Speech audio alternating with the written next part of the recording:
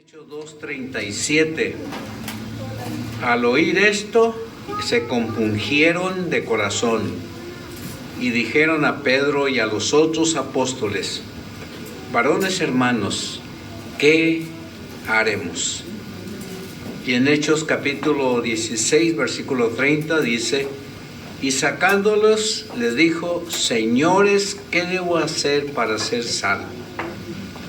Estas dos preguntas llaman mucho la atención para contestar lo que siempre debemos hacer. Hermanos, todos los seres humanos, sin excepción, tienen la responsabilidad de hacer cambios constantes en su vida. Y todos los días va a tener esta experiencia.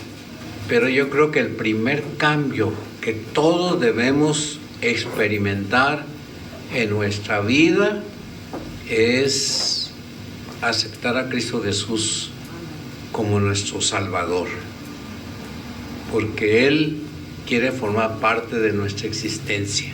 Y hay que decirlo así, hay mucha gente que dice que todo esto es pura fábula, puro cuento, que Dios no existe, que la Biblia no se debe de considerar porque es un libro obsoleto. Sin embargo, qué curioso, ese Dios que no existe es el que cambió mi vida. Ese Salvador en el cual muchos no quieren creer es el que dio una nueva experiencia a mi ser. Entonces, todos los días tenemos que examinarnos, todos los días, todos nosotros tenemos que examinarnos para ver cómo andan las cosas en nuestra vida espiritual. Porque no es malo recordar que pues estamos en una constante lucha. Y todos los días estamos luchando en muchas cosas que nos ocurren inesperadamente, o sea, no lo esperábamos y nos ocurren cosas y tenemos que estar listos para poder responder a tales requerimientos. La primera cosa entonces que debemos de considerar: debemos hacer de Cristo nuestro Salvador. Hermanos, creer que Cristo fue un revolucionario y un protector de los pobres no es correcto pregonarlo. Yo he escuchado predicaciones en el pasado donde hablaban del Jesús revolucionario, pero no es correcto, hermanos, pensarlo. No es correcto pregonarlo. Cristo en realidad no fue ni un revolucionario. Él no vino a eso. Barrabás sí, fue un revolucionario, y otros más que aparecen en la historia de Israel. Pero Jesús no. Él vino para salvarnos. Él vino para rescatar nuestra vida. Y al decir rescatar, debemos de entender en la palabra correcta. Él vino para comprarnos. Y eso es el privilegio que todos los que aquí estamos hemos aprendido. Los evangelios destacan esto. Todos los discípulos pensaban esto. Lucas no es la excepción. Él es el que dice que Jesús vino a salvar lo que se había perdido. En la fiesta de Pentecostés, que ocurría 50 días después de la Pascua, Pedro predicó un largo discurso, pero lo resumió en el propósito de la venida de Jesús. Pedro lo dijo: sepa pues ciertísimamente toda la casa de Israel, que a este Jesús, a quien vosotros crucificasteis, Dios le ha hecho Señor y Cristo.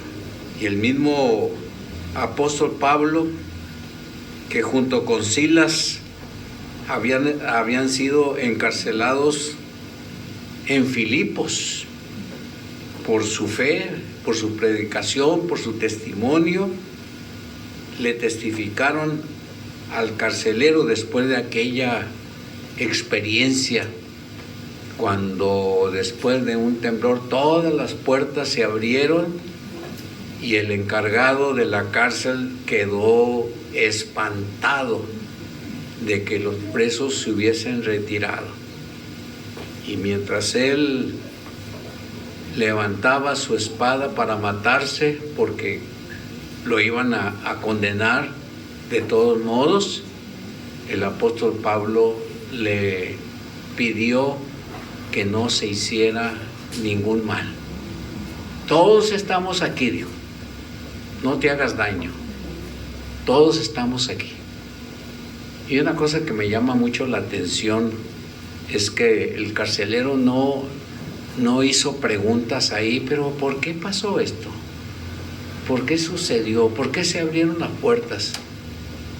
¿Por qué este temblor? No entró en esos detalles. Lo único que se le vino a su corazón es preguntar algo importante. Señor, ¿qué debo hacer para ser salvo? Dice Hechos 16:30 que lo sacó del lugar donde estaban y les hizo esa pregunta. Y Pablo contestó inmediatamente: cree en el Señor Jesucristo y serás salvo tú y tu casa. Y hermanos, le habló sobre una necesidad personal que él tenía y que todos los seres humanos tenían, y le habló de la importancia de reconocer a Cristo Jesús como su Salvador. Cuando Pablo le dice que serás salvo tú y tu casa o tu familia, no quería decir que su familia iba a ser salva por la fe de él, porque la salvación es personal. Cada uno de nosotros tenemos que hacer una decisión personal por el Señor Jesús. Pero sí es cierto, por nuestra fe, muchos otros serán alcanzados cuando ellos nos vean cómo las cosas están ocurriendo en nuestra vida, cómo nuestro ser ha sido quebrantado, cómo nuestra boca ha exclamado en alabanzas y adoración a un Dios antes al que no se consideraba ni como Dios ni existente, pero ahora forma parte de tu vida. Y no dice más hechos, pero de seguro, como ocurrieron en otros casos, por la fe de alguien que se convierte, otros más llegan al conocimiento de Cristo Jesús. Y hermanos, es lo que debe de suceder en nuestra vida. Nuestra familia, hermanos, debe de entender y debemos de insistir, no esperando que se convierta por nuestras palabras, sino porque Dios trabaja en ellos. Pero en cuanto a mí, que no me quede a mí ni la menor duda de que no he hablado firmemente a mi familia de quién es el Señor Jesús.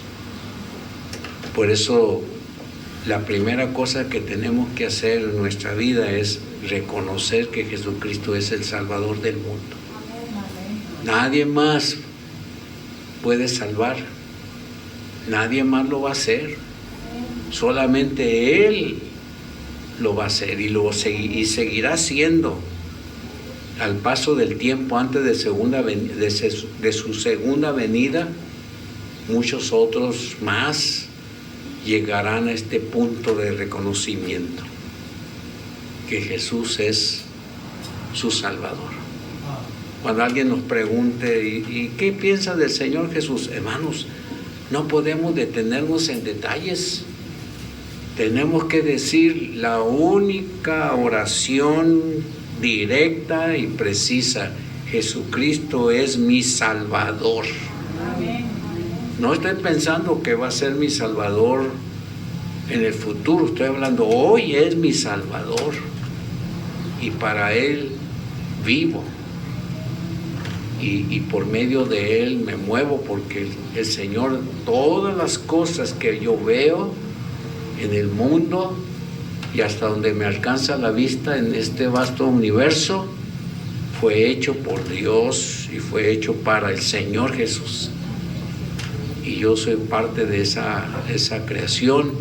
Así que Jesús tiene un interés especial en mi vida.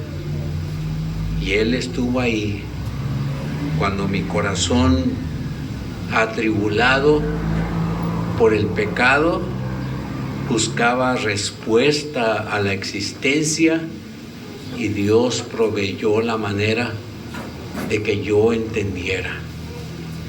Porque podía haber ido a la iglesia y haber participado en las muchas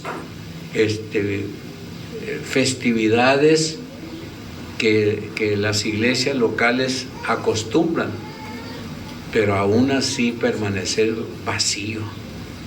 Y es terrible, hermanos, vivir la vida vacía, ir a la iglesia, acompañar a los familiares, participar en las festividades acostumbradas, Navidad, Semana Santa, ir hasta bautismos. Pero qué curioso, ¿no? Como dije hace un rato, el Jesús que nadie quería vino a llenar y satisfacer nuestras necesidades espirituales. Así que el Señor está en nosotros. Y la otra cosa que vemos en estos pasajes y en otros pasajes más es que debemos hacer de Cristo el Señor de nuestra vida. Dice la palabra que cada uno de los discípulos, uno a uno, fueron llamados a dejarlo todo por seguirlo a Él y servirlo. Y es precisamente esa es la idea. El apóstol Pablo dijo en cierta ocasión: toda lengua confiese que Jesucristo es el Señor, para la gloria de Dios Padre. Hermano, la palabra Señor viene de la palabra en griego kurios, que significa autoridad, que significa señorío, como resultado de la propiedad adquirida por Él. También está relacionado con la palabra amo. Dice 1 Corintios 6:20, no sois vuestros. Ahí está la primera aclaración. Pablo dice, no nos pertenecemos. No nos pertenecemos, porque habéis sido comprados por precio. Lo podríamos decir de otra forma, porque habéis sido rescatados por precio. Hemos sido comprados por precio. Glorificad pues a Dios en vuestro cuerpo y en vuestro espíritu, que son de Dios. Este cuerpo, lo que está dentro de nosotros, le pertenece a Dios por su única gracia y misericordia. Así que cuando hacemos al Señor Señor de nuestra vida, estamos reconociendo que le pertenecemos a Él. Lo que quiere decir que de aquí en adelante, hermanos, tenemos que limitar todas las acciones que hemos cometido hasta ese día en que conocimos al Señor Jesucristo como parte de nosotros. Si el Señor es realmente el Señor, si le hemos concedido a Él que viva en nuestra vida, ahora le pertenecemos. Por eso nuestras manos no deben de tocar cosas pecaminosas. Por eso nuestros pies no deben de andar en lugares equivocados y de pecado. Por eso nuestros oídos no deben de escuchar mentiras ni cosas que desagraden a Dios. Nuestros oídos no deben de escuchar, ni nuestros labios deben de proferir palabras que no sean las agradables por Dios. Nuestros labios tampoco deben de proferir mentiras, nuestros labios no deben de proferir exageraciones, nuestros labios no deben ser parte de las charlas mundanas, insípidas, sin sentido, que el mundo practica. Tenemos que ser muy fuertes en ese aspecto, porque Él es el Señor. Él es nuestro amo. Por eso aún nuestras oraciones siempre son pedirle que sea en el nombre de Jesús, o sea, que sea de acuerdo a su voluntad. En pocas palabras, que nada de nosotros vaya en sentido contrario, porque Él es el Señor. Otros pasajes más que hablan de la palabra Señor relacionada con Jesucristo. En Hechos 10:36 dice: envió la palabra a los hijos de Israel para anunciarles la buena noticia de la paz por medio de Jesucristo. Y luego dice: este es Señor de todos. Hechos 10:36. Y en Romanos 6:23 dice: porque la paga del pecado es muerte, pero el don que Dios da es la vida eterna por Cristo Jesús. ¿Qué más? Nuestro Señor. Segundo de Corintios 11:31 dice: el Dios y Padre del Señor Jesús, el que ha de ser alabado por siempre, sabe que no miento. Pablo tenía un alto concepto de quién era Jesús. Antes de convertirse al Evangelio, antes de recibir a Cristo como su Salvador personal, andaba de un lugar para otro. Según él, tenía buenos propósitos. Él quería acabar con la iglesia de Jesucristo, que recién comenzaba a extenderse. Y él estaba convencido de que todo eso era mentira, que Jesús fue uno más de los muchos. Ahí sí podríamos decir, para entender el pensamiento, fue uno de los tantos revolucionarios que aparecieron a Israel. Pablo así lo creía. No, él no creía como ahora lo expresa en sus cartas. Él creía lo que todos los que no creían en el Señor hablaban de él. Un ser raro, misterioso, que vivió, puede ser, que murió, sí, pero se murió y no más se supo de él.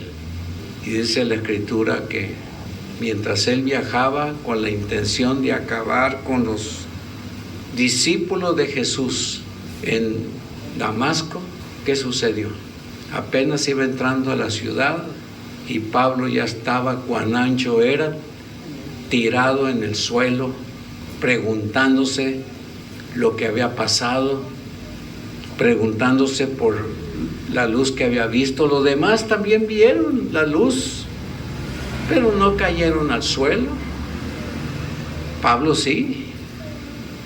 Y ahí tirado en el suelo, dijo la primera verdad. Señor, fíjense, Señor, amo, ¿qué quieres que yo haga? Y ya sabemos la historia. Pablo recibió la orden de ir a buscar a un profeta de Dios para que orara por él. Y después de aquella experiencia de oración, y después de que sus ojos fueron abiertos, pues cayeron como vendas de los ojos, se dedicó a estudiar más a fondo quién era el Señor, porque él conocía las Escrituras. Él había leído de un Mesías que vendría, pero él no creía que había venido en su época.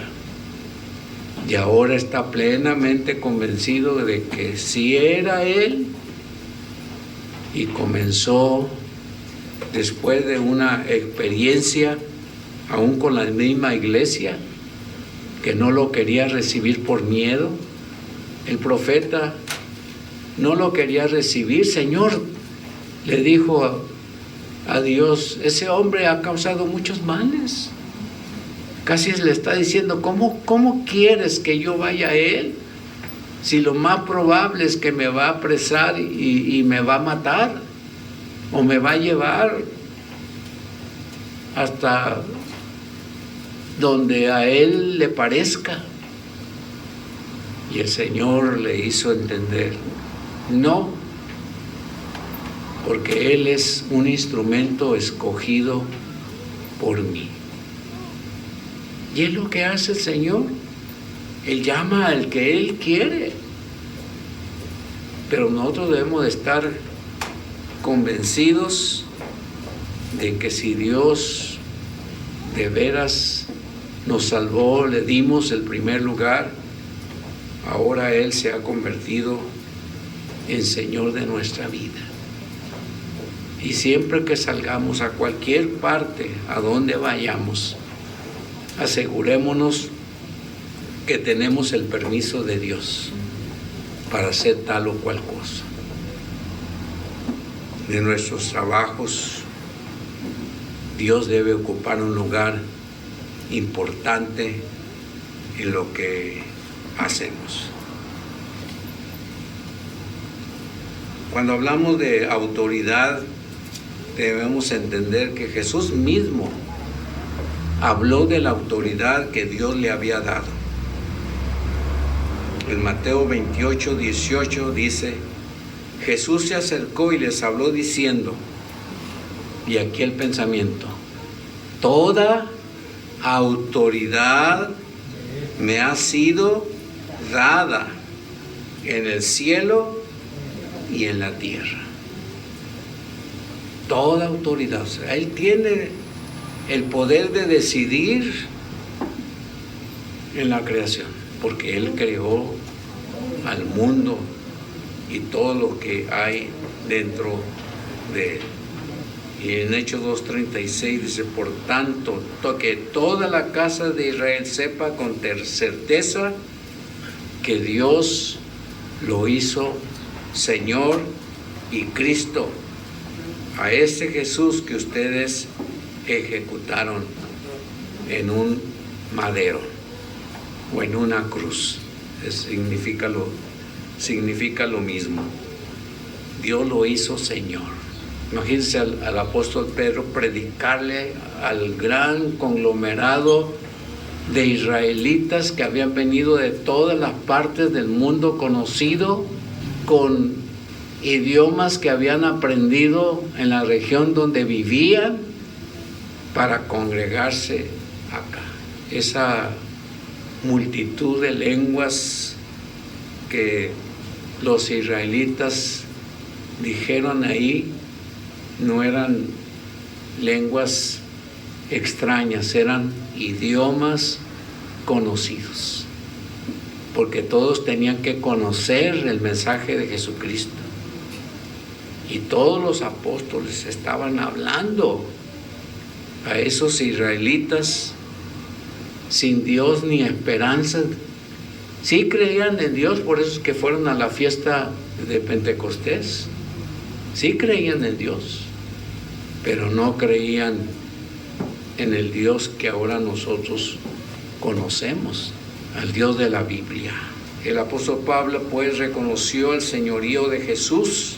En Efesios 5, 19 y 20 dijo ahí: hablad entre vosotros con salmos, alabanzas a Dios y cánticos espirituales, cantando y acompañándoos con música en vuestros corazones a Jehová, dando siempre gracias a nuestro Dios y Padre por todo, en el nombre de nuestro Señor Jesucristo. Por último, la otra cosa que tenemos que hacer, hermanos, es hablar de Cristo Jesús como nuestra prioridad.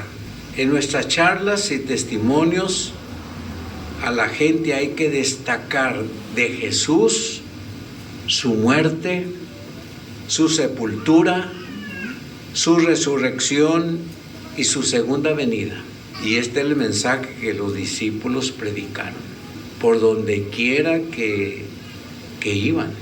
Los discípulos se dispersaron por todas partes, hermanos. Y en 1 Corintios 15, que el apóstol Pablo escribió, dice a partir del versículo 3: porque ante todo les transmití a ustedes lo que yo mismo recibí, que Cristo murió por nuestros pecados según las Escrituras, que fue sepultado, que resucitó al tercer día según las Escrituras, y que apareció a Cefas y luego a los 12, y después se apareció a más de 500 hermanos a la vez, o sea, a un tiempo, la mayoría de los cuales vive todavía, aunque algunos ya han muerto. Y luego se apareció a Jacobo, más tarde a los demás apóstoles, y por último, como a uno nacido fuera de tiempo, se me apareció también a mí. Y ese fue su mensaje: destacar la resurrección del Señor Jesucristo. Porque fue gracias a su resurrección que hoy estamos aquí, hermano. Gracias a su resurrección, aquí estamos todavía. Y gracias a la resurrección de Cristo Jesús, podemos abrir nuestra boca para compartir el mensaje de Jesucristo a todas las personas. Aprovechemos, hermanos, el momento. Yo creo que también la pandemia fue permitida por Dios para que los creyentes no olvidemos nuestra razón de estar aquí.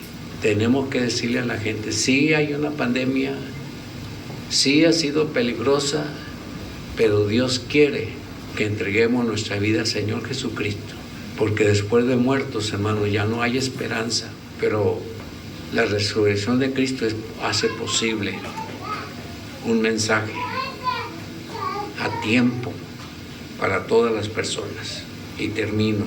Hermanos, no hay que perder el tiempo. El tiempo es muy corto, es muy breve. Por eso es el tiempo que reconozcamos, y sobre todo, hermanos, reconozcamos el señorío de Cristo Jesús en nuestra vida. Reconozcamos su majestad en nuestra vida, y que Dios nos ayude, porque no hay más cosas que hacer más que estas. Señor bendito, te damos honra, gloria y honor por ser nuestro Dios. Te damos honra y gloria por haber enviado a tu Hijo Jesús a que muriera por nuestros pecados.